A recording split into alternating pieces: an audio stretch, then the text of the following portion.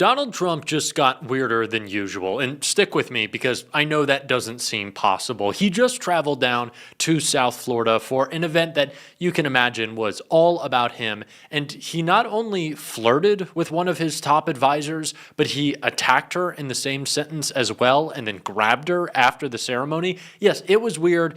It's gotten weirder, and we are going to get into it all. But before we do, if I could quickly ask you to leave a like on this video, and if you haven't already and you enjoy our channel, to hit that subscribe button because it goes a long way in supporting our work. Now, if you watched two of my earlier videos from today, you know that Donald Trump was in a rush to leave the White House, literally shutting down a meeting early. And the reason why is because of his self-congratulatory trip to South Florida, which is explained in this article right here. Before we get into the very weird behavior of Donald Trump. Trump cuts off work early to name a road after himself. Donald Trump made an early start to the holiday weekend by flying to Florida to name a road after himself. The president was in Washington on Friday morning to take part in the Great Historic Investment in Rural Health Roundtable. But right after the East Room discussion, he was flying to Palm Beach, Florida for a street naming ceremony.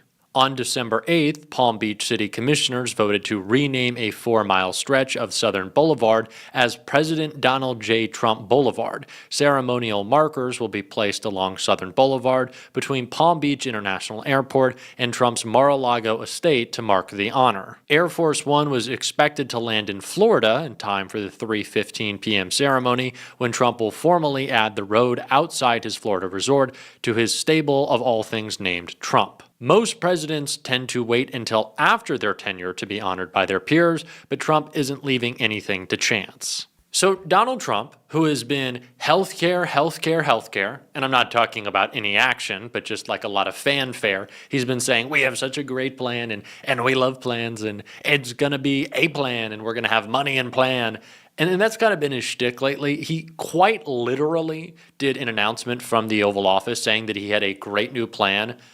And then he went to a press briefing about that plan and told them to wrap it up. Like, if you watched my video earlier today, Donald Trump literally said, wrap this thing up early. He told people you have 1 minute left because he was so desperate to get down to see a road named after him by his cultists. Also, Donald Trump shouldn't get MLK Jr. Day off. Like, he should, like, honestly, I think if I was ever in charge, I'd make it so conservatives have to work extra on that day.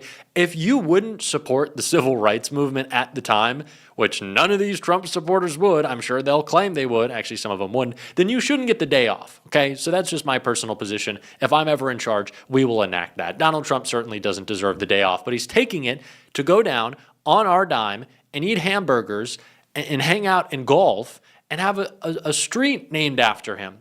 That is why he had to leave D.C. so early. He was talking about rural health care and hospitals that he's shutting down, and he said, let's wrap this thing up. I want to go hold a weird press conference, and which, of course, he was hitting on but also attacking a top aide. But it started with him boasting about just how successful he is right now. You're doing good. How are the polls doing? Pretty good? It's a blowout, but let's not say that. Let's say you're winning by 1 or losing by 1. Doesn't make any difference. Get them out to vote, right? It was an honor to endorse you, and congratulations. Doing a great job. And I want to thank Ron, too, because Ron has been really behind this with Meg and everybody else, and we did have his back at 100%. I appreciate it, and it's a great honor. Thank you very much. See you.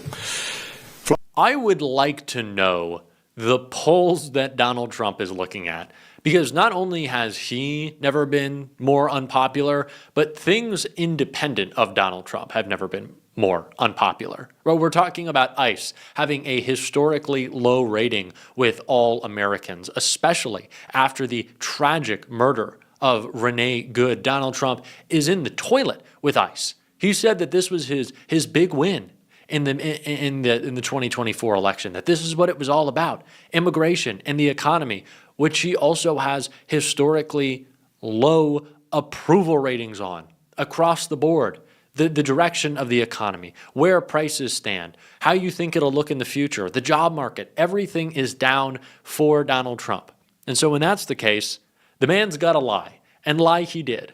He was talking about all the money he's brought in from his overseas trips, which, by the way, is not real. When Donald Trump talks about all the investment coming from the Middle East, it's just not true. but him, of course, giving himself up for any bribery is, and someone has a problem with that. Her name is Laura Loomer, which is why Donald Trump both flirted and attacked her in this clip right here.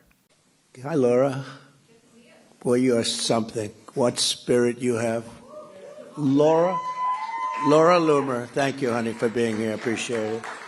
She's, she can be a little nasty, but to me, she's always nice. So that's all that matters. I want her to stay that way, too. Okay, that was weird. And he spends a lot of time with Laura Loomer. She's in and out of the White House and the Oval Office. Remember when she was traveling with him on the plane before and after the presidential debate? Remember that week where there was just like a lot of Laura Loomer? So certainly a little bit of flirting. It was weird. But he was also trying to put her in check because he was like, well, I got all this money from Qatar and from the Middle East and they love me. And if you remember, Laura Loomer did not love when Donald Trump was talking about his new buddies. Right-wing firebrand furious as Trump admin gives Qatar tongue baths. So yeah, Laura Loomer hasn't always been the biggest fan of Donald Trump and his relationship with the Qataris, a relationship that now sees Donald Trump putting $500 million of oil money from the sale of Venezuelan oil into a Qatari bank account. I know we covered that story, but it needs more coverage. But yeah, maybe Trump was trying to smooth things over because he like grabbed Laura, as you can see in this clip right here. He's like grabs at her. It's a big hug, 2 kisses. Very intimate, very weird. You're so lovely, Laura, and we love you, and all the Botox in your face. Can Carolyn have some of that? She's running low. Maybe Christy wants some. Did you share it? Did you go to the same doctor? Wow, let me take a look at you. God, that's scary. Let's keep it to a distance. But yeah, that is what Donald Trump is doing right now. And Laura Loomer is right. Oh, wow, that sounded weird. To question the closeness of that relationship. Again, Donald Trump is selling Venezuelan oil and putting it in a bank account for himself in Qatar for no reason other than the fact that they will probably just give it to him or put it in his crypto coin. He talks about that he's scared of the assets being frozen or stolen. Why wouldn't you want them in a U.S. bank? But Donald Trump is pretty open about how happy he is that he's just outside the law at this point when it comes to Venezuela. Listen to him right here. We're dealing with the new president. We're dealing with a lot of the people that were running the country. And they had our first thing is they said, we have 50 million barrels. Hard to believe, Eric. I said, is there such a thing as 50 million barrels? 50 million barrels of oil. And we have to get it processed immediately because we have no room. Will you take it? I said, we'll take it. I didn't have to consult with anybody on that. I didn't have to call up our great attorney general. I said, we will take it. And it's the equivalent of $5.2 billion. That was the first day. And it's now traveling nicely to the United States. And He's bragging.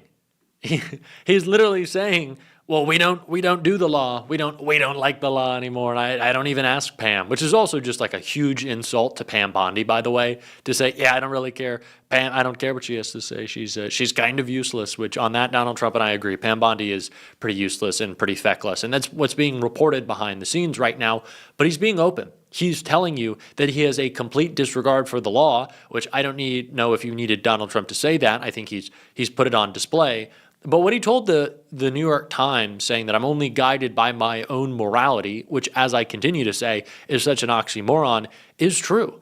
Donald Trump will not be stopped unless he is challenged. That's just the truth. So these Republicans who have now decided, Don Bacon is one of them, that an invasion of Greenland is the red line and that they would go forward with impeachment if Donald Trump moved on that. Maybe we make a little bit more noise. Maybe we talk a little bit more. Like maybe you step up, because he clearly believes that he can exist outside the law whenever and wherever. So maybe now is the time to intervene just a little bit, guys. Maybe be a little loud. Maybe we don't wait, right? God. And it's not working. It's not like this is making Donald Trump more popular, although he would tell you a little bit differently. It works great. So because of that, we have more things happening than we've ever had, and I think you're going to see an explosion. You already see it, in all fairness, but this next year could be just an explosion of success. An explosion of success. Going to be so great. What's going to be better? Another year of tariffs in 2026? That's going to make things better? Like Donald Trump appointing some stooge to the Fed? That's going to make things better? No, it won't. Things are worse everywhere, and it is because of Donald Trump. And Democrats are stepping up to make that very clear. Josh Shapiro certainly did when he was on CNN today. About the present, unemployment is up in your state, 4.2%. It's up everywhere. Grocery prices are also up 8% from last year. That's above the national average. In Pennsylvania, home and rental prices are up. How much control do you have as governor over those things? Well, Katie, I should point out that our unemployment rate in Pennsylvania for 30 straight months has been below the national rate. That is true. And that's because our economy is growing. What you didn't mention is the fact that we have the only economy in the northeastern part of the United States that is growing. All of the other economies are either stable or declining. We've created, on my watch, over 20,000 new jobs that are tied directly to over $35 billion in economic development that we've brought to this Commonwealth. And in about another week or so, we're going to have another major announcement that's going to create lots of jobs and billions of dollars in economic investment. It is clear that we're doing the right things in Pennsylvania, making investments, cutting taxes 7 times on my watch. It is also clear that the Trump policies are making things cost more. The price of beef, the price of bread, the price of some dairy products are up over 20%, in large measure due to the president's failed tariff policies. Our farmers are struggling. Markets are being shut to them, and things that they need to be able to operate their farms, like soybean feed, for example, costs a whole lot more because of the president's tariffs. The White House acknowledged that when they agreed to give a handout to farmers to offset the costs on these farmers from these tariffs. I talked to a lot of farmers. I was talking with them just a couple days ago. They do not want a handout. They just want to simply produce their crops, their dairy, their poultry, you name it, and they want to sell it to more and more markets. Their lives are being made more difficult because of the president's failed economic policy. You know, I've had those while we are making progress, the White House is making it far harder for Pennsylvanians to get by. More governors need to be loud in just making it clear Donald Trump is operating the entire economy by himself, and he's running it into the ground. And Democrats should be more clear that if Donald Trump can operate the economy entirely by himself, then we can make big structural changes to operate it in a way that improves material conditions for working people, right? If CEOs will bend the knee to Donald Trump, then I think we can get corporations to pay their fair share in taxes, that we can end loopholes, we can stop abusive business practices, we can end monopolies and move forward, remaking this country in a better way. That's structural change I want to see. That's what we're going to continue to talk about on the show. And if you want to support that, as always, you can hit that subscribe button, leave a like on this video. If you stuck around to the end, drop a blue heart in the comments.